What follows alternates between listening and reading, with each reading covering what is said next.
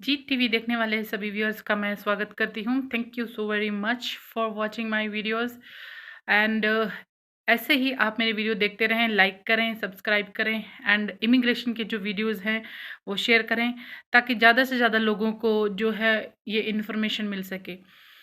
तो आज मैं आपके सामने एक ऐसी चीज़ बताने जा रही हूँ जो बहुत सारे लोगों का एक्चुअली क्वेश्चन है एंड फ्यूचर में भी बहुत सारे लोग जो हैं वो क्वेश्चन मुझसे पूछना चाहेंगे, क्योंकि आपको एजेंट ये बताते हैं कि आप यहाँ से किसी भी तरीके से एक बार विजिट वीज़े पे या किसी भी तरीके से पोर्ट ऑफ एंट्री ले लें और वहाँ जाने के बाद जो है आप असैलम अप्लाई कर सकते हैं, आप वर्क परमिट अप्लाई कर सकते हैं, आप किसी भी तरीके से कनाडा में जो है सेटल रहना चाहते हैं। तो क्वेश्चन मेरा ये है कि कनाडा में विजिट वीज़े पे जाके आप असाइलम ले सकते हैं या नहीं ले सकते? तो आज मैं आपको उस चीज़ का जो है जवाब दूँगी। तो सबसे पहले मैं आपसे आप सभी लोगों से जो कि ये बात सोचते हैं एंड जो ये बात सुन के बाहर जाना चाहते हैं, बाहर जाना एंड बाहर सेटल होना आपका ड्रीम है, तो मैं उसी के लिए आपको कुछ ना कुछ पॉइंट्स बताती हूँ कि आप जो है ठगे ना जाएँ, आपको इमिग्रेशन की थोड़ी बहुत नॉलेज आपको दे सकूँ, मेरा वो एक मकसद है।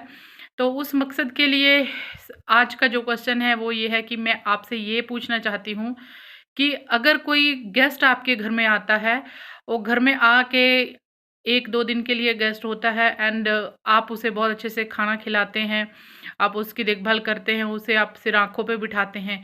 पर क्या वही गेस्ट 2 दिन के बाद अगर आपको ये कह दे कि मैं वापस नहीं जाऊँगा, मैं सारी उम्र आपके पास रहूँगा, आपके घर में रहूँगा एंड मेरा घर नहीं है या मेरे घर पानी में बह गया, मेरे घर में चोरी हो गई, मेरे को मार-पीट के निकाल दिया घरवालों ने या मेरे को मैं दोबारा गया तो फिर से मुझे मारेंगे। ये बातें अगर गेस्ट आपके साथ करते हैं तो आपको कैसा फ़ील होता है? तो ये बातें सुनने के बाद भी क्या आप उन्हें अपने घर में हमेशा के लिए रख लेंगे? आपके रिश्तेदार, आपके दोस्त, बहुत सारे ऐसे लोग होते हैं हमारी ज़िंदगी में, हमारी जान-पहचान के। तो क्या हम ऐसे लोगों को अपने घरों में रख लेते हैं? अपने घर में हम उन्हें रहने की जगह दे देते हैं? 1 दिन, 2 दिन, 3 दिन हो गया, हम दे देंगे। पर क्या सारी उम्र हम उन्हें अपने घर में रहने के लिए छोड़ेंगे? ये बात का क्वेश्चन आप मुझसे पूछ रहे हैं कि असाइलम अगर हम कनाडा जाके लेना चाहें या आप किसी भी कंट्री में जाके लेना चाहें विजिट वीज़े पे, टूरिस्ट वीज़े पे या स्टडी वीज़े पे जाने के बाद में, तो कितने परसेंट चांस होते हैं कि आपको असाइलम मिलेगी? मैं इस क्वेश्चन का आंसर देने से पहले ये बात बता दूँ कि मैं असाइलम को एनकरेज नहीं करती, क्योंकि मैं इंडियन बैकग्राउंड से हूँ और मुझे ये बात पता है कि इंडिया में ऐसी कोई भी पॉलिटिकल डिसेबिलिटी नहीं कि किसी को असाइलम मिल सके। असाइलम का मतलब होता है कि आपकी जो एक ह्यूमन राइट है, आप उस राइट के अंदर किसी दूसरी कंट्री से आप अपना आश्रय ले सकते हैं, अपनी ज़िंदगी की दुहाई देके कि आपकी कंट्री में बहुत ही ज़्यादा आपके लाइफ को रिस्क है, आपकी लाइफ को थ्रेट है, आपको कोई मार देगा या आपकी रेपुटेशन ख़राब हो जाएगी जिसकी वजह से आप एक बहुत ही हाई स्टैंडर्ड आदमी हैं, आपकी रेपुटेशन गिर जाएगी जिसकी वजह से आपका जीना मुहाल हो जाएगा, लोग आपको पकड़ के मारेंगे या गवर्नमेंट आपको पकड़ के सारी उम्र जेल में बंद कर देगी या फिर ऐसी कोई भी लाइफ थ्रेट आपकी रेपुटेशन को और आपकी लाइफ को है। तो उस रेयर केसेस में, एक्सेप्शनल केसेस में आपको जो है असाइलम मिलती है। आप स्टडी वीज़े पे जा रहे हैं, आप अपनी बैकग्राउंड दिखा रहे हैं, पीछे बहुत ही बढ़िया आप 20 लाख 25 लाख रुपया फ़ंड दिखा रहे हैं, जो कि आपके माँ-बाप दिखाते हैं, जिनका पैसा आपको लगा के बाहर भेजते हैं। तो उस सिचुएशन में क्या होता है कि आपके पास एविडेंस होती है, डॉक्यूमेंट्री एविडेंस कि you have strong ties in your country, you have your parents to look after you, who is paying for your expenses and who is paying for your fees and your livelihood in Canada for your studies. Okay, तो कोई भी इंसान अपना पैसा कभी किसी को नहीं देता। वो सिर्फ़ उसको अपना पैसा देता है जो उसका अपना खून होता है, जिससे वो बहुत ज़्यादा प्यार करता है। ऐसे ही कोई अपना पैसा किसी को नहीं देता।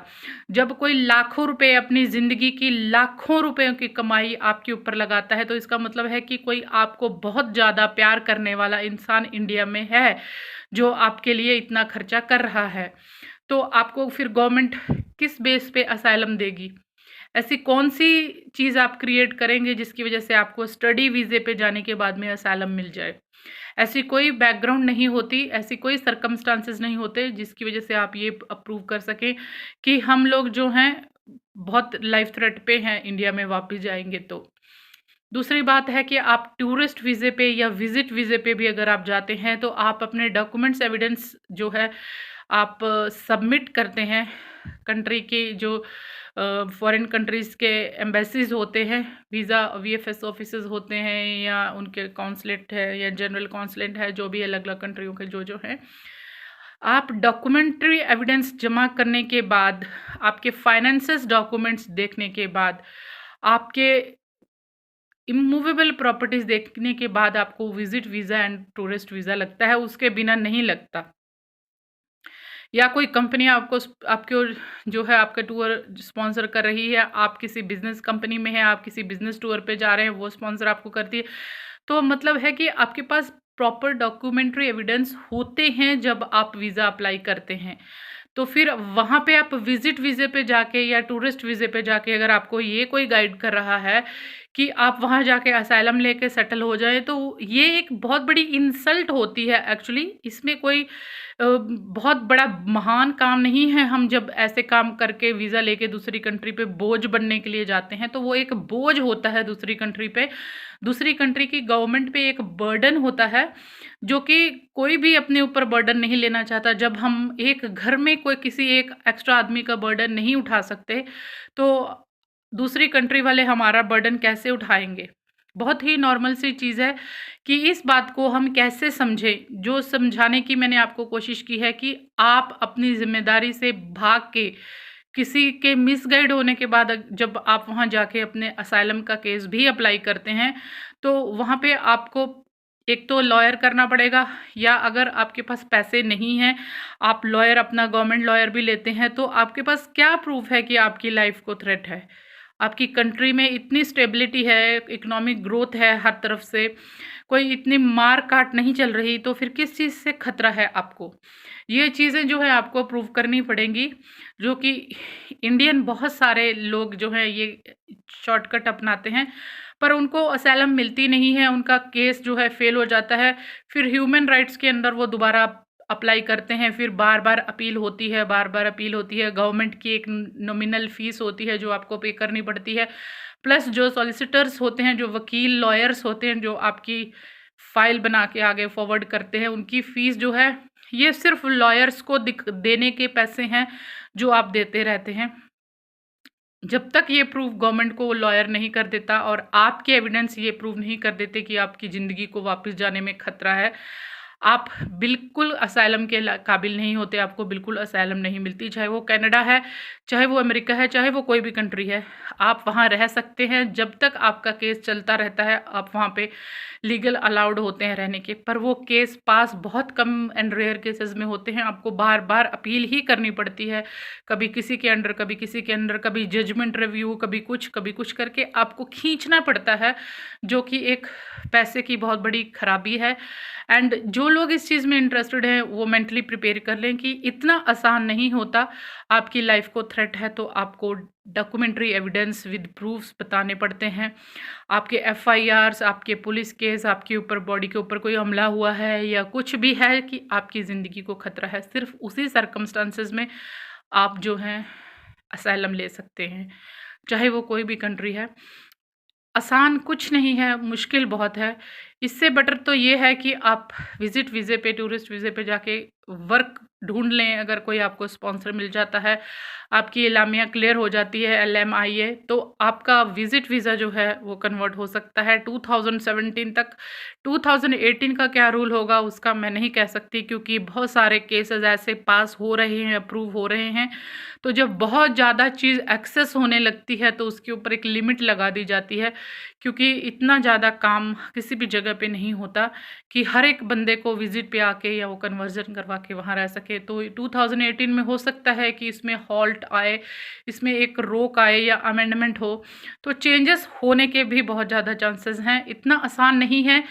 एंड जो लोग सिर्फ सीकिंग कर रहे हैं कि हमें किसी भी तरीके से पोर्ट ऑफ एंट्री मिल जाए, उनको संभालने वाला कोई है, उनको घर में रखने वाला कोई है, उनको खाना खिलाने वाला कोई है, उनको काम दिलाने वाला कोई है, तो उस केस में ये बात अलग हो जाती है, क्योंकि जब आपकी सपोर्ट वहाँ पे कोई है आपके लिए, आपको घर में रहने रखने के लिए, अगर आप बीमार हो गए हैं तो दवाई दिलाने के लिए, तो ये सब एक बहुत बड़ी सपोर्ट की ज़रूरत होती है, जो कि नॉर्मल विजिट वीज़े पे आप पब्लिक फंड्स को यूज़ नहीं कर सकते, पब्लिक फैसिलिटीज़ को यूज़ नहीं कर सकते। तो उसके लिए अगर कोई आपका वहाँ पे ऑलरेडी है, जो आपकी रिस्पॉन्सिबिलिटी ले ले यहाँ आते ही, तो बात अलग होती है।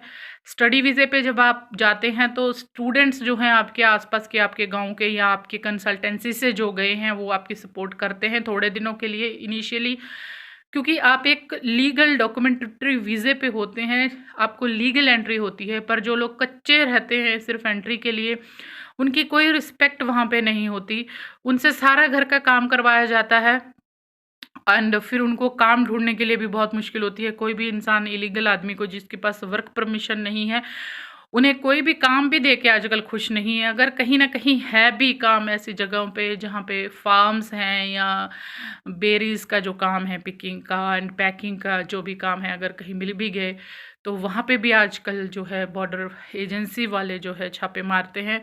तो जो भी आपको करना है, आप बहुत सोच समझ के प्लानिंग करें, एजेंट्स की बातों में ना आएँ, अपने आप को आप मेंटली प्रिपेयर करें, क्योंकि अगर आप ऐसे किसी वीज़े पे बाहर किसी भी कंट्री में रहने वाले हैं, तो आपको बहुत ज़्यादा लीगल प्रॉब्लम्स होने वाली हैं। मेंटली आपको उस चीज़ के लिए प्रिपेयर करना चाहिए।